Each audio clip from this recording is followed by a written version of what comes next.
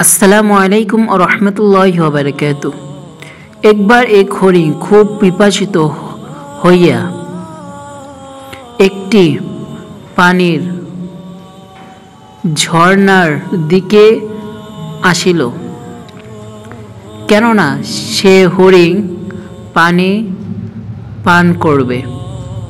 কিন্তু পানিটা একটি প্রাচীর গর্তের মধ্যে ছিল।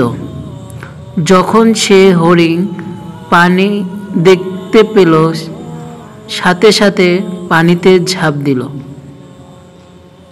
কেননা সে পানি পান করবে। যখন পানি পান করা হলো, সেই হরিণ আর গর্তে থেকে উপরে উঠতে পারল না।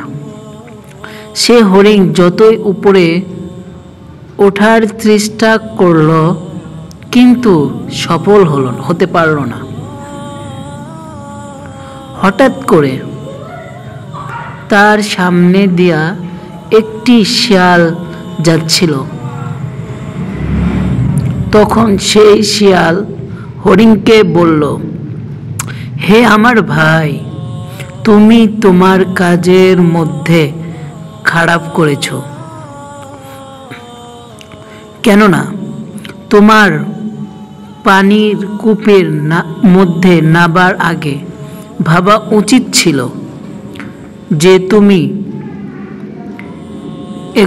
এখান থেকে উঠতে পারবা কি না। এই ঘটনার দ্বারা উদ্দেশ্য হলো, আমরা যেই কাজ করি না কেন আগে ভেবে নেব এটা করলে আমার শেষে কোনো সমস্যা হবে কিনা। ধন্যবাদ।